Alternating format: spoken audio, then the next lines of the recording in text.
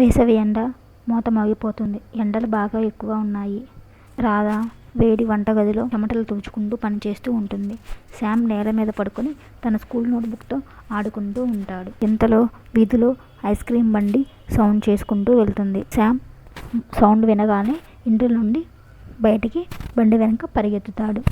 ఒక పక్క రాధ గార్డెన్లో మొక్కలకి నీళ్లు పెడుతూ ఉంటుంది. గార్డెన్లో మొక్కలకి నీళ్లు పెడుతూ ఉన్న రాధ దగ్గరికి శామ్ వస్తాడు.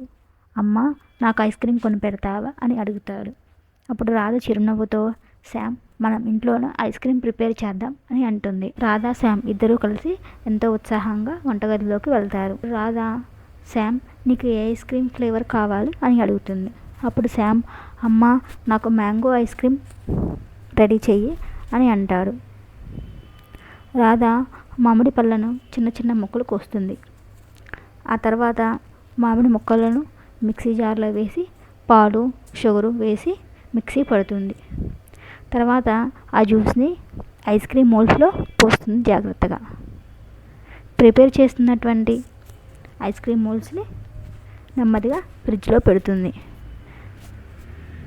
కొంత సమయం తర్వాత శామ్, ఐస్ క్రీమ్ రెడీ అయిపోయింది, నువ్వు తినేయొచ్చు అని అంటుంది. రాధా, శామ్, కృష్ణ ముగ్గురు కలిసి మధ్యాహ్నం వేళ ఐస్ క్రీమ్ని ఎంజాయ్ చేస్తూ ఉంటారు. If you like my video, please like, share and subscribe. Thank you.